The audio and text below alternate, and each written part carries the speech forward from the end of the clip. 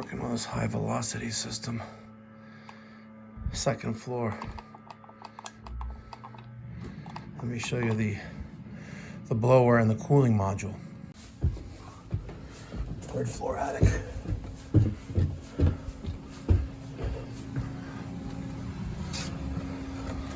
There's the Unico. You get the blower module on the left, the cooling module on the right.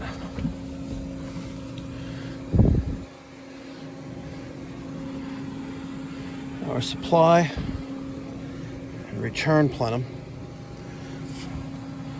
They did a nice job. They put the filter dryer inside. Pretty cool, huh?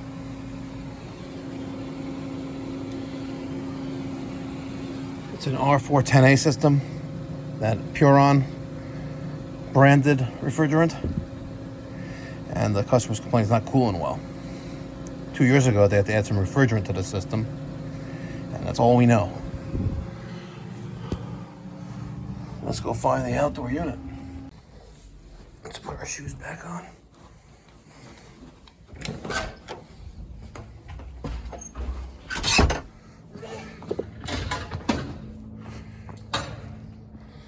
Let's go see what's going on here. Let's see what Gio's doing.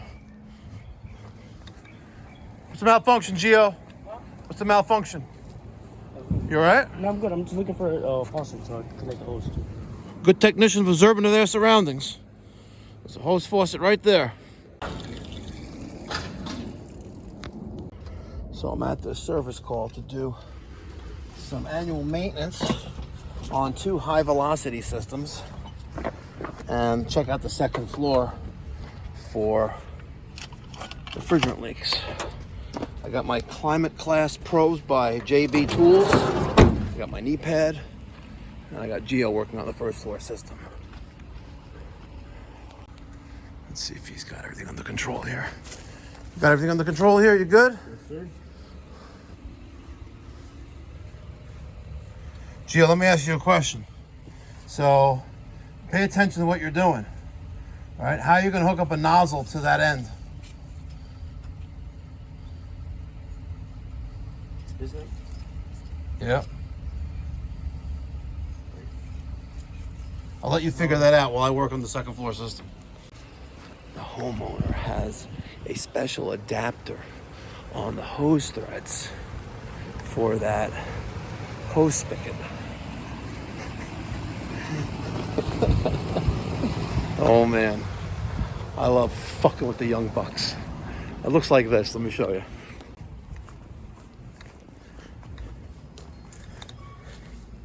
See, it's one of these quick connect jammies, you know? See that? That goes onto this. Should we go watch and see what he's doing? Let's go watch and see what he's doing. I don't know what's going to be more interesting here. The service call or Gio? What do you think? Got it under control? Hey, you did it. Yeah. Don't lose that piece you took off though. Nah, it's right here. All right. So he's about to spray this whole thing down.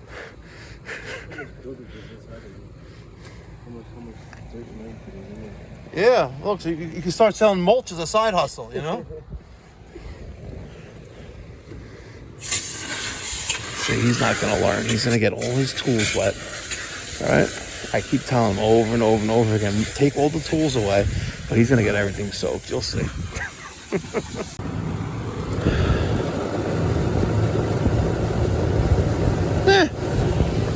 Let's see what we got going on over here. Let's see. Take off the surface port caps. Now this is the second floor condensing unit for that Unico high velocity system. There's the, where is it? There's that plate. This is a pane. Yeah. This is a pane. You know what? They invest all this money into doing the mechanical systems in this house. You got to see this guy's boiler setup. 2 boilers. I think it's NTI or one of those crazy ones. Let's go to our Smart Class probes. JB. Let's turn on the temperature, the pressure. Wireless probe for low pressure, high pressure. Let's get the temperature clamps on there. Put that on there. Let's put this one on the other one. The insulated line set. Push that back a little bit. See what our readings are like. Yep. No bueno. Let's visually take a look at the condensing coil on this paint. Let's see. What's the size of this bad boy? 3 ton.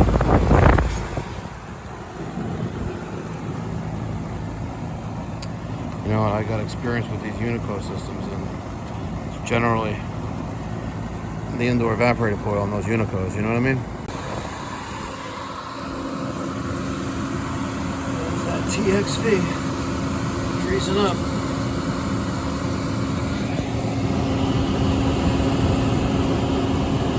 Taking a quick peek to see if I see any oil residue anywhere. Kind of hard to see on this 3-row coil. I do not see any oil residue anywhere. Doesn't mean it's not here. But if you look at that,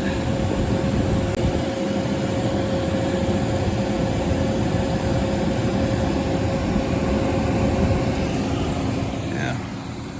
You know why they have, you know, steel and copper? It really makes no sense. It really makes no sense. All right, back outside at the outdoor unit. It did drop off again.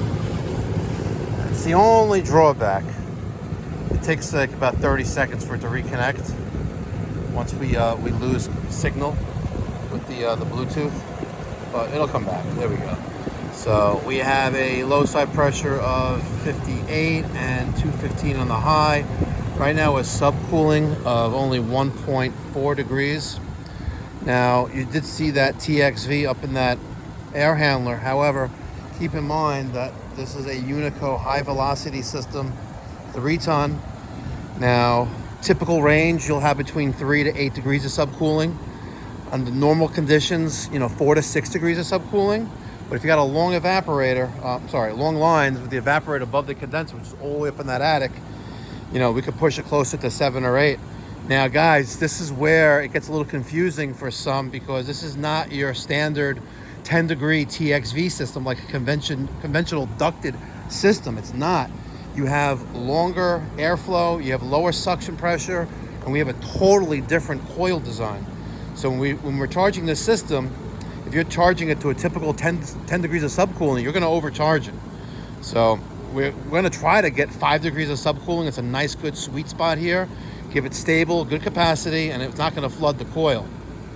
And then we're going to make sure that our superheat is roughly 8 to 12 degrees at the coil, and it could be slightly higher at the condensing unit. The Delta T, reasonable, but not your typical 18 to 20 degrees. But you always want to check subcooling at the evaporator, if at all possible. I need to check the temperature on the motor start windings. But this is where I put the compressor reading. Okay. Right, so it's 370. And then for 370. Bro, you overcomplicate. You don't know how to. You're not even putting the data in the right spot. How about just test the capacitor with it? Yeah, but it's not 370. Wasn't the last one? No, it's. I got a video.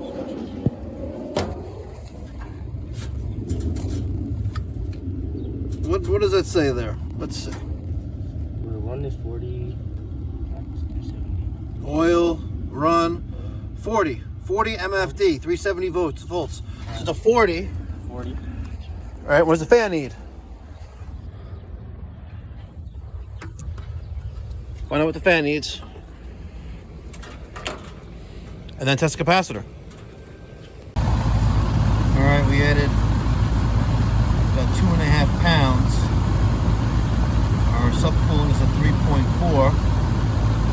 pressure is increased. We're slightly above freezing with that evaporator coil. We need to be closer to 5, so let's add a little bit more refrigerant to the system. All right, we're at 3.5 pounds. We are better. And I also added the sealant as well. The Easy Seal Ultimate UVLS handles up to 7.5 tons of cooling power. If he said several pounds 2 years ago, this may work, but there's no guarantee it's going to. What's that? You don't test nothing with the power? It's a dynamic test, Gio. You know what that means? Gio, do you know what dynamic means? While it's running. The system running? No. So why are you using that method unless you turn it on? All right? So you got to fire up the system if you want to test that way, right? So you know you need a what? A 40 for the compressor. What do you need for the condenser fan motor? 0.75. 0.75? 0.75? That's what it says. It does not say 0.75.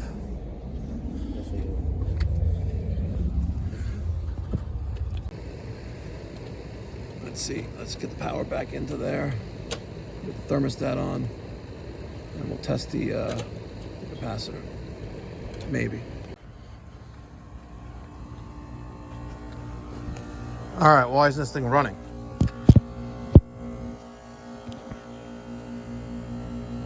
You know how this thing does microfarads now? Yes. All right, common, fan. There's fan, there's common. We have 267 volts. All right, put that in, 267.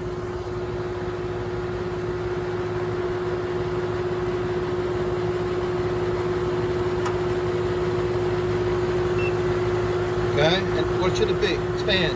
No. Fan, capacitor. What's the capacitor? It's 5.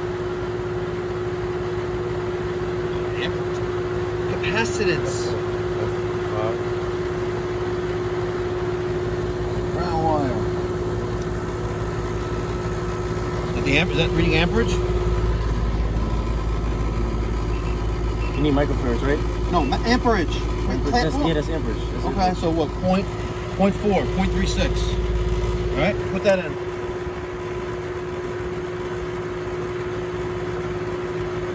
Calculate. What does it say? The capacitor is more than 10% of the lowest specific. What is it reading right now? 3.58.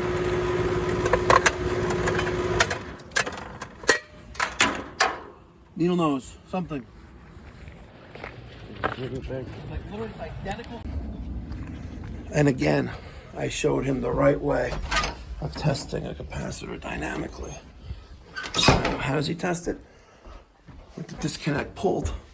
All the wires still in the capacitor. It was real life. I watched your video.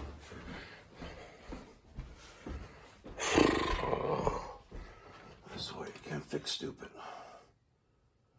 And I can't teach common sense. Let's hopefully it's wired correctly outside and that unit comes on.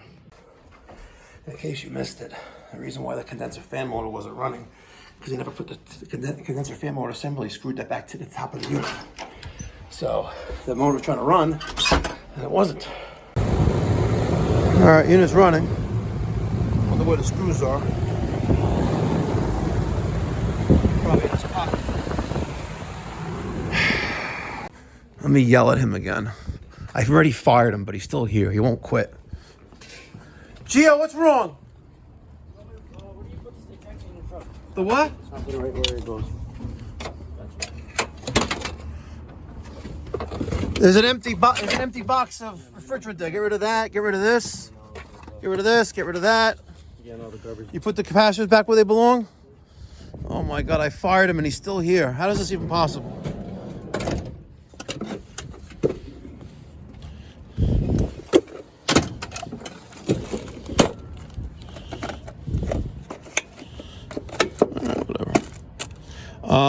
And we need a contactor. Okay, what are the drama? What is this? Janine's cheese dip. Oh, Gio, I tell you what, you're not fired, but you got to eat that. Oh, Some of the oh my God. You dip on a pretzel chip. If you take a pretzel chip and eat that, you can keep your job. Say swear. Word to mother. Word to your mother. No. No, don't do it. Don't do it. You have another chance, though. You have another chance. But next time you fuck up, I'm sending you home in an Uber, I swear. Man, that's so... Oh, come on, get rid of it. I'm going to vomit. I want to go to the garbage anyways. nasty. It is nasty. Oh, we got to restock that thing. Ooh, should we have a shot of goose? You don't drink. Yeah, you're like, oh, no. Oh, I drank, just not that. I just drink beer. All the Coronas disappeared again. All the Coronas? Yeah, there were a bunch of Coronas in there. When? When I started here. Maybe Janine drank them. No, because oh, maybe. I guess it's possible. It is possible. But, see, I fired him, but I just feel bad for him. I did fire him, though, and he came back. So this bottle of, this is like, there's not that much left. Grand Reserve at 21. Like, Was that Carlos? I don't know. It was full, and there's no way I drank that much of it. And we haven't had Free Friday in a while. And the only reason why this is still full, because it's still sealed. Kevin, what's the status of your Chinese children to duplicate this? Because $450 for one of these things is like, I got Rectored sealed in the keister.